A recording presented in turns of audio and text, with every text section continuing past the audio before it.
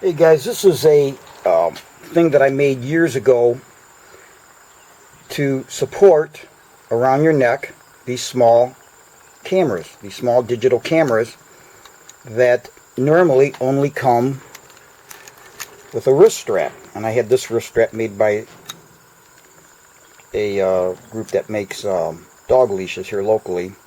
Did a great job, but there's times when you want to put this around your neck and you want to have it out of your hands and just around your neck like you would a digital SLR or like film cameras in the old days. So I made this support. I'm going to show you how easy it is to make. Very simple. Now, as I stated, guys, these small digital cameras, they just come with a loop here so that you can put a wrist strap on it and you can hold it like that. But I want to be able to, again, get it out of my hands but still have it at the ready. And they do have another strap here, or a lug, but I find that very inefficient, and you have to use an extremely small, which they don't provide, an extremely small O-ring, and they have these on there, those lugs, strictly whether you want to put the wrist strap on the right or left. They're not convenient or able to use with neck straps at all. They're basically to use with the supplied wrist straps that come with it. And again, I had this made, I wanted something a little more stout. Now the camera you see here is a Coolpix W300 by Nikon.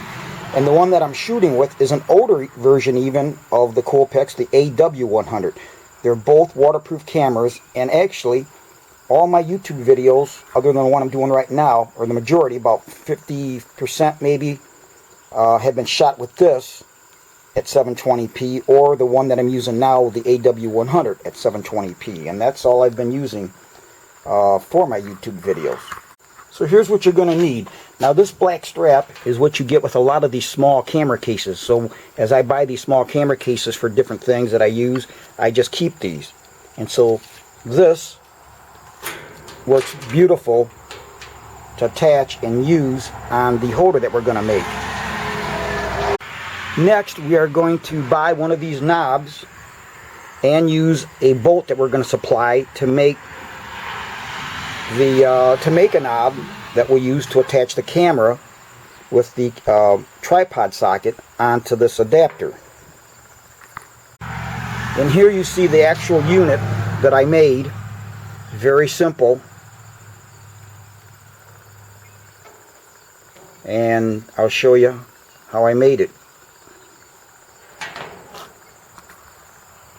So to start out with, you're going to want some aluminum stock. Now you can buy this stuff at Lowe's, Home Depot, and now the stock that you're going to need is a piece of aluminum that you can buy at Menards or Home Depot or a local supply house if you want.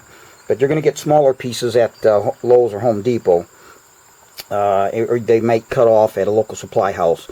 But now what I have is 7/8 of an inch wide. But typically you'll buy 1 inch. So you want 1 inch wide, and this is 6 inches long. And every camera is going to be a little different. So you just got to take some measurements and see what's appropriate for your particular camera. Because again, the camera's got to fit in between here with a little bit of room. So, but in my case, it's 6 inches long. Make sure you buy something 1 inch wide, and the thickness you're going to want is 1/4 inch.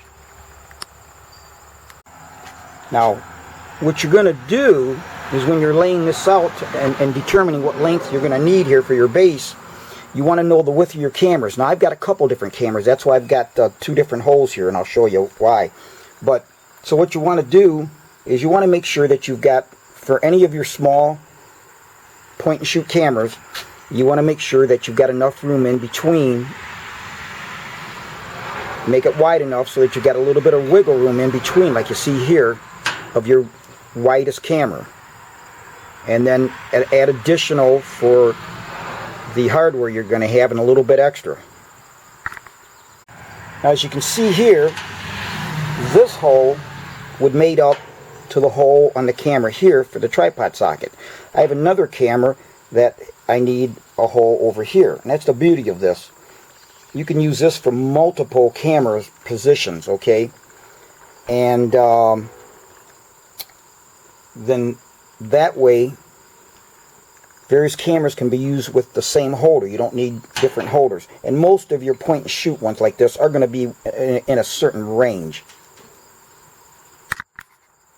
Now, for anybody curious as to why this has a piece of aluminum epoxy on there, I did a video, well actually on the camera that I'm using now, I had damaged the tripod socket and I showed people how they could repair it. And so I liked that so much better with the stoutness of this aluminum that I actually glued it onto my cool picks also. So just in case you're wondering, what is that strange piece of aluminum doing on the bottom of this camera? But if your camera doesn't have it, no big deal. You're going to have the tripod socket in the base of your point and shoot camera. Now as to the hardware, if we start at the bottom, I've got socket head cap screws, stainless steel, quarter 20s, they're 1/4 inch diameter, 20 threads per inch by 3/4 inches long, one on each side. Then also on each side we have coupling nuts. And let me see what the coupling nuts are. 3/4 inches long. So you want 2 coupling nuts, 3/4 inches long. And then you're going to want, and I think these are basically like 3-inch. These would be 3-inch stainless eye bolts with 1/4 20s. And then to lock those down, I'm using 1/4 20 nylock nuts. Now the nylock nuts have some nylon at the end, so when they act as a lock washer in a way. And so we're going to use that as a jam nut to keep this from turning. So the first thing you're going to want to do, once you drill your holes, okay, these will be 1/4 inch holes. For the bolts, 1/4 inch holes here. You're going to have 1/4 inch for the placement of your attachment to the tripod socket. 1/4, 1/4, 1/4, and 1/4. We'll talk about that hole later. So then you'll take your coupling nut, which is 1/4 20, and you'll attach it with the 3/4 inch long socket head cap screw. Tighten that down, do both sides. Then what you'll do is you'll take your eye bolt, screw it down in till it just about touches down here, and you're going to run this nylock nut on first. Then you're going to screw this down. Then you're going to hold this in position and then turn this down and jam that nut down against this coupling nut. And you'll take a small crescent wrench to hold this, another crescent wrench or wrench to hold this, either or, and then you'll just take them and you'll turn them against each other. And that keeps anything from moving. It's that simple. The biggest thing probably for you to do will be to cut the stock. If you don't have, you can use a hacksaw. Now I rounded the corners. You definitely want to get these smooth, okay? And I used a belt sander for that. So you probably know a neighbor or a friend or somebody that has those tools that can do that for you. Now you're going to need a way to attach this base to your camera tripod socket. And there's multiple ways of doing this. But you want a no tool. You don't want to have tools. Okay, you're on vacation, you're at the park, you're wherever you're at. You don't want to have extra tools with you. You want a compact system. So I'll show you how I made this. This is very simple, extremely simple. And this is what I elected to do. Now to be clear, there are some knobs that you can buy that have a stud already built into them. I have found most to be too long.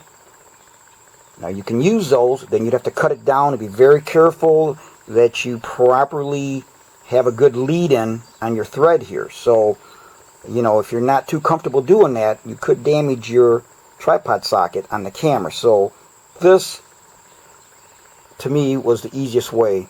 And what I liked about this was the fact that I could easily turn this like this and then take it off. Because I've got arthritis down in here on both hands that sometimes gets bad. And it's just so much easier to push against this, like this, to take it off, or like that to turn it on. Sometimes those round knobs are hard to get a hold of. This works very well. Now that knob is a Hillman product. Again, it's a 1/4 20. That's what the female threads are. And it is a K12.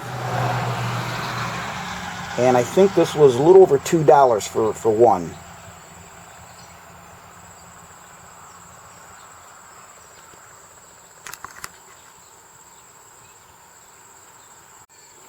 So here's what this will look like. When you buy the knob, it'll be just like this with a brass insert that is tapped for 1/4 20.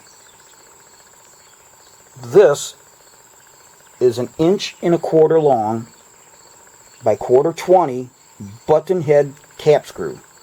So it's got a nice smooth head on there, you'll see, and they call that a button head. And it takes an Allen wrench, and that's what we're going to use as the stud that we're going to put into this. So this is real simple, guys. Here's what you'll do. You'll take the button head cap screw, and you'll just come in from this side, and you just thread it in.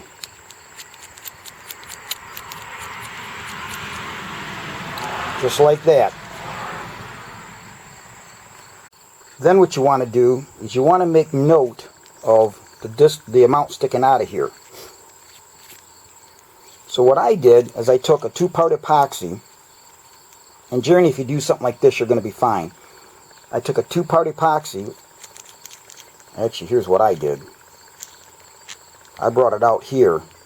Got my 2-part epoxy mixed. You need very little of it. And held it just like this, so I knew how that was going to be in there. Then I just took my 2-part epoxy and put a little bit on with a toothpick right up in here.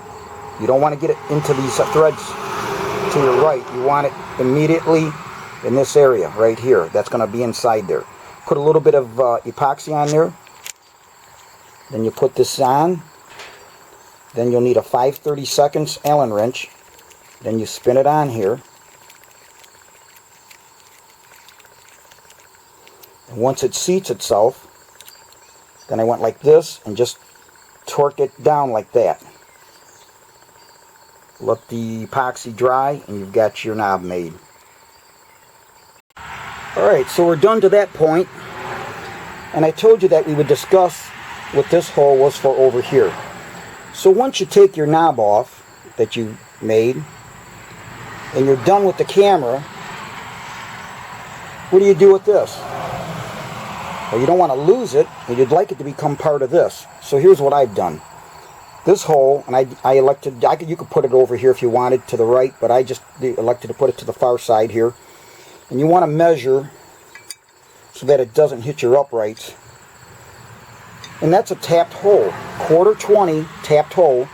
So now I can run this in here like this to store it. I can either run it in here like this,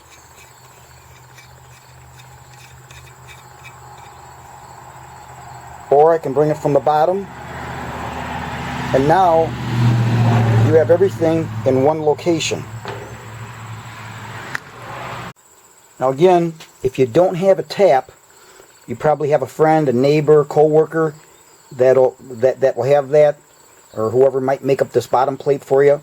Now the holes we drilled again were 1/4 inch, 1/4 inch, 1/4 inch, and 1/4 inch. The diameter hole for this is a number 7. A number 7 drill bit is the proper size so that when you get your 1/4 20 tap, you have the proper thread depth.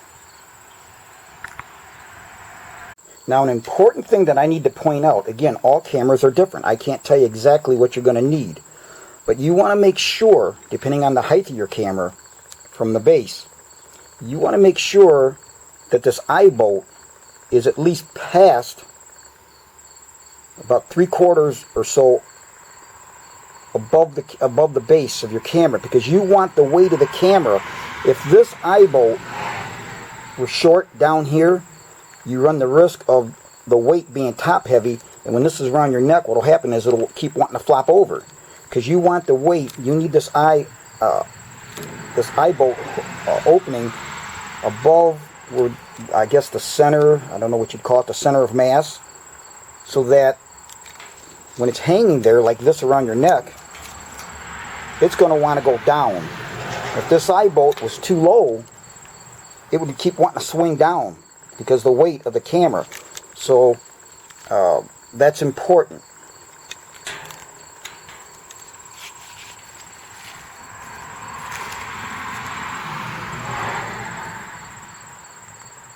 So you want to put your camera on here.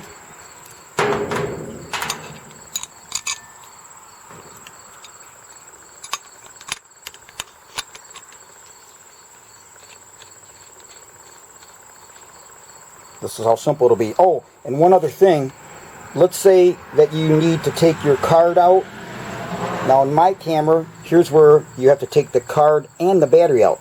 So if you've got it on here, you need to replace the battery. It's just a simple of loosening it up, turning it sideways, tighten it back down.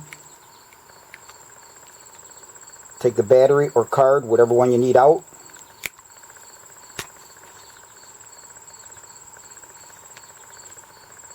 And you're good to go. Then all you've got to do is attach your neck strap.